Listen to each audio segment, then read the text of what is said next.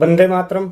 स्वस्थ समृद्ध परिवार निर्माण प्रयास में भाई राजीव दीक्षित जी के व्याख्यानों से प्रेरित और प्रोत्साहित होकर स्वदेशी चिकित्सा और सरल चिकित्सा पैथी, जो भी हमारी दादी नानी परंपरागत आयुर्वेद, होम्योपैथी, अनेकों जो भी जानकारी है, जो चिकित्सा पैथी हैं, जो सरल कही जाती है, उन सरल चिकित्सा पैथियों को ज़मीनी स्तर पर और सोशल मीडिया के माध्यम से वो ज्ञान जन जन तक पहुँचे, हर किसी को मालूम हो। अनुभव जो समाज में अनुभव है, वो अनुभव लोगों तक पहुँचे। अनेकों पुस्तकें जो अनुभवी वैद्य, डॉक्टर इनके द्वारा लिखी गई है, उनके स्वाध्याय के द्वारा वो ज्ञान मेरा खुद का भी बढ़े, विश्वास भी बढ़े और औरों को भी इसके प्रति ज्ञान और विश्वास बढ़े। इस साधारण से एक कार्य को आप सभी के सहयोग, आशीर्वाद, अनुभव, मार्गदर्शन से करने का प्रयास कर रहा हूँ और इस प्रयास में जो आप सभी का सहयोग मिल रहा है, उसके लिए कोटि कोटि नमन। आज मुझे पढ़ने को मिल रहा है, मैं जो पढ़ रहा हूँ, स्वाध्याय कर रहा हूँ। इससे पहले भी कई बार पढ़ा है, अलग अलग पुस्तकों में, अलग अलग वैद्यों के, अलग अलग डॉक्टरों की और अलग अलग पैथियों में भी इसके बारे में। लेकिन आज जो हम पढ़ने जा रहे हैं, स्वाध्याय करने जा रहे हैं, उस पुस्तक का नाम है जीवन शैली के रोग और आयुर्वेद। जीवन शैली के रोग और आयुर्वेद, जिस पुस्तक के लेखक हैं डॉक्टर अनुराग विजय वर्गी, MD आयुर्वेदा, और इस पुस्तक को राष्ट्रपति से पुरस्कृत किया गया है। राष्ट्रपति जी ने खुद इस पुस्तक की सराहना की है और इसे पुरस्कार भी दिया है। आज इसके 111वें जो अध्याय है, इसमें है ट्राइजेमिनल न्यूरेल्जिया नामक रोग है। इस रोग की जानकारी, यह तंत्रिका से संबंधित एक रोग है जिसमें सुसाइड डिजीज के नाम से भी जाना जाता है। इस रोग से पीड़ित व्यक्ति ट्राइजेमिनियल नामक नर्व में दर्द महसूस करता है। दर्द भी असहनीय होता है। रोगी को करंट लगने जैसा दर्द महसूस होता है। ट्राइजेमिनियल नर्व की 3 शाखाएं होती है, ऑप्थेल्मिक, मैक्सिलर तथा मैंडिबुलर। इन तीनों शाखाओं में से कोई 1, 2 या तीनों ही रोगग्रस्त हो सकती है। ट्राइजेमिनियल नर्व का मस्तिष्क की नर्व से सीधा संबंध होता है। यह मस्तिष्क को तापमान, दर्द तथा दबाव जैसी अति महत्वपूर्ण सूचनाओं को पहुंचाती है। आयुर्वेद में इस रोग को अनंतवात नाम से जाना जाता है।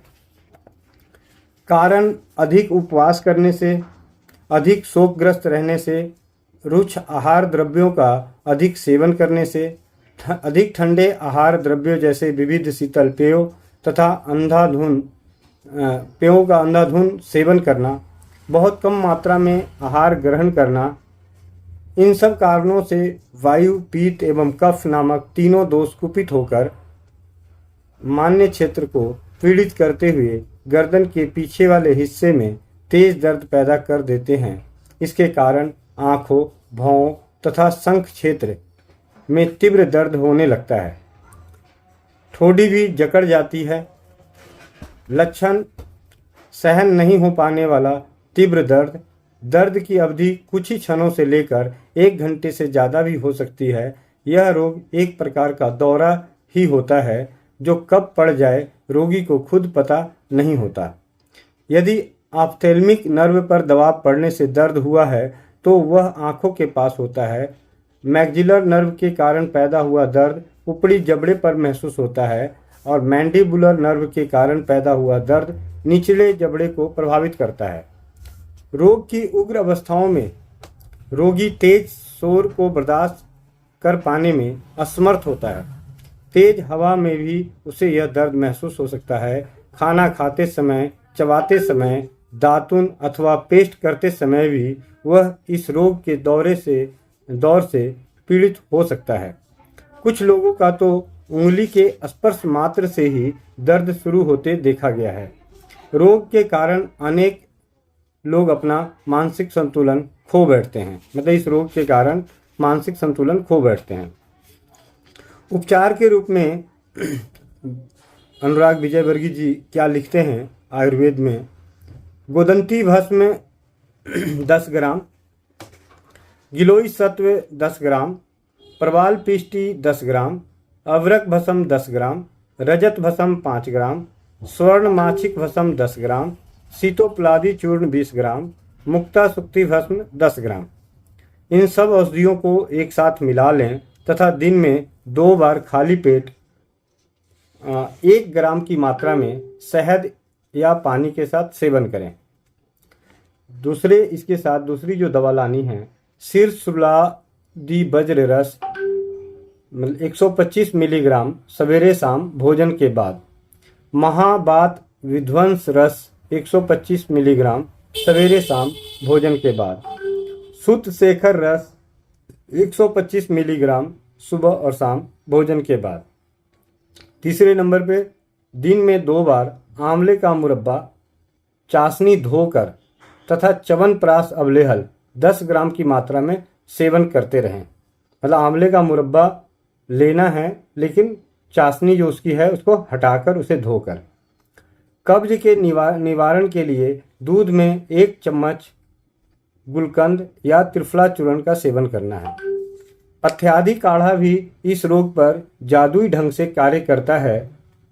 पथ्यादि काढ़ा और छठे में तेज दर्द होने पर दशमूला रिष्ट भी लाभ देती है। 7वीं जो है लक्ष्मी विलास रस अवरक युक्त भी बहुत ही लाभप्रद है।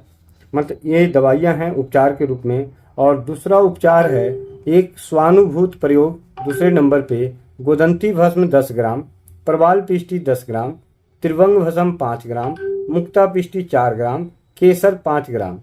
इन सब औषधियों को एक साथ मिलाकर 60 पुड़िया बनाकर 1-1 पुड़िया सवेरे शाम पानी के साथ सेवन करें।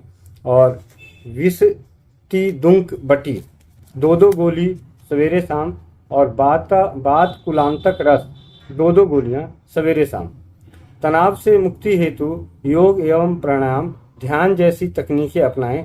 तन एवं मन को पूर्ण विश्राम देने का प्रयास करें। एक्यूप्रेशर में लिखते हैं कि हाथ के अंगूठे तथा पहली उंगली के बीच में जालीनुमा क्षेत्र पर दबाव देने से रोगी को आराम मिलने लगता है। षष्ठ बिंदु तेल की 4-6 बूंदें नाक में डालना अमृत के समान लाभप्रद है। रात को सोते समय तथा सवेरे बिस्तर से उठते ही यह प्रयोग करना चाहिए। आयुर्वेदीय नस्य क्रम इस रोग की महान औषधि है। विशेषज्ञ की देखरेख में शिरोबस्ती, कवल, परिसेक लेप इत्यादि कराए जा सकते हैं। चौथे नंबर पे रोगन बादाम। इसी प्रकार बादाम का तेल भी दोनों नासा छिद्रों में डाला जा सकता है। गाय का भी घी भी नाक में डाल सकते हैं। 5वें नंबर पे घेवर खाएं।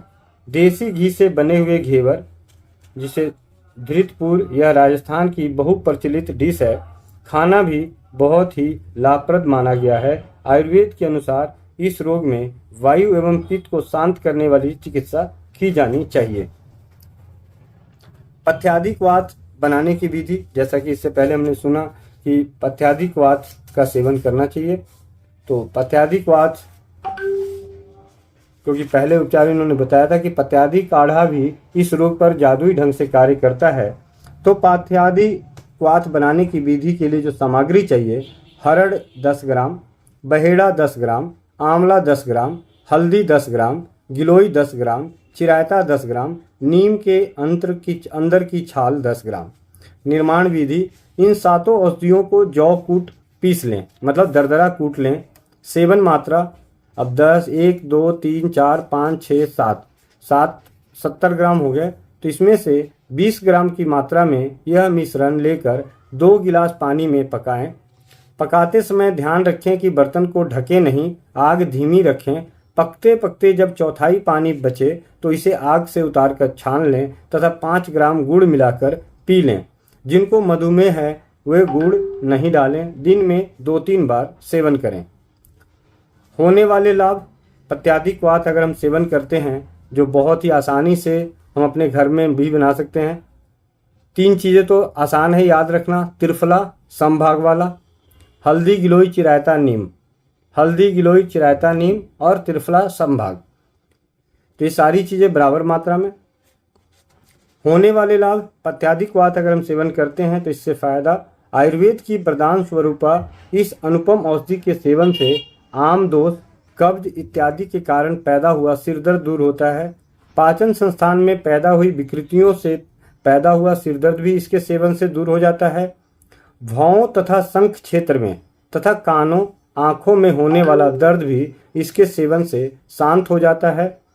यह माइग्रेन सूर्यावर्त की महान औषधि है। इसके सेवन से शरीर को जरा सी भी हानि नहीं पहुंचती। ऐसे रोगी जो न्यूरोलॉजिस्ट के पास जाते जाते थक गए हों और उन्हें लाभ नहीं हो रहा हो, वो भी अंग्रेजी दवाओं को बंद करके इसका सेवन आरंभ करके लाभ उठा सकते हैं। साथ उन अंग्रेजी दवाओं के अंधाधुंध सेवन करने से पैदा होने वाले दुष्प्रभाव से स्वयं को बचा सकते हैं। सेवन नहीं करना है, इसमें गुड़, तेल, इमली, आमचूर, शराब, चाय, कॉफ़ी, अचार, केला, चावल, दूध, आइसक्रीम, चॉकलेट, मिर्च मसाला, मांस, अंडा, तली भुनी चीज़ें, फर्मेंटेड खाद्य पदार्थ, तंबाकू इत्यादि का सेवन नहीं करना है। अब इस स्वाध्याय को करते हुए आयुर्वेदिक औषधियों के सेवन, तो उसके लिए तो मैं आप सभी से यही कहूँगा कि आप अपने आसपास के नज़दीकी आयुर्वेद चिकित्सक से मिलकर चिकित्सा लें। लेकिन जो घरेलू उपचार है, जो साधारण तरीके से हम कर सकते हैं, जैसे षष्ठबिंदु तेल को डालना, बादाम का तेल डालना, नाक में घी डालना, घेवर खाना, और जो हम आए दिन बिना पूछे किसी से, जैसे हरड़ बहेड़ा, त्रिफला अपने आप में, हल्दी हमारे घर की जो हम कम ज़्यादा हमेशा खाते रहते हैं, गिलोय का भी हम सेवन बिना पूछे भी किसी के राय सलाह से भी करते हैं। और ये गिलोय चिरायता आप सभी जानते हैं, नीम की छाल, तो ये वो औषधियाँ हैं जिनका कोई दुष्प्रभाव नहीं है, तो इसे ज़रूर सेवन करें। और सेवन करने के साथ हमारे प्रयास में जो स्वस्थ समृद्ध परिवार निर्माण का जो प्रयास है और जो मुख्य उद्देश्य है, उद्देश्य यही है कि हम ज़्यादा से ज़्यादा अपनी स्वदेशी चिकित्सा को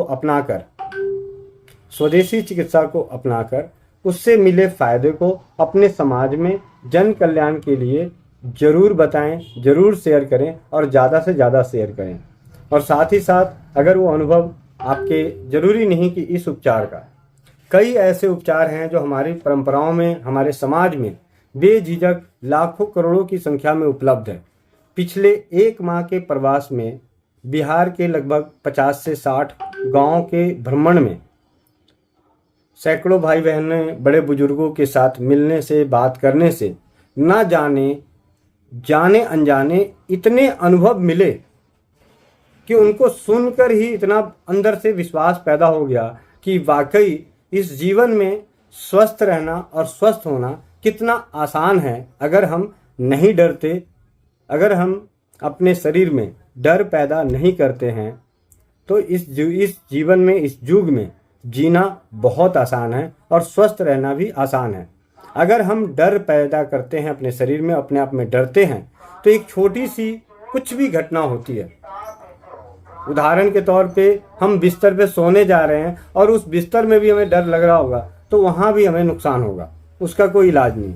यानी हमें सबसे ज़्यादा ज़रूरी है डर को ख़त्म करना। जीवन है ही कितना, अगले पल का तो भरोसा नहीं, अगले पल का किसी को भरोसा नहीं, चाहे वो बड़े से बड़े वैद्य हों, बड़े से बड़े संत सन्यासी हों, बड़े से बड़ा बिजनेसमैन हो, कोई भी हो, अगले पल का किसी का भरोसा नहीं, तो हम क्यों डर के अपने उसी पल को नष्ट करें। तो आप सभी से विनम्र निवेदन है कि स्वस्थ समृद्ध परिवार निर्माण प्रयास में साथ दें, सहयोग दें। वंदे मातरम।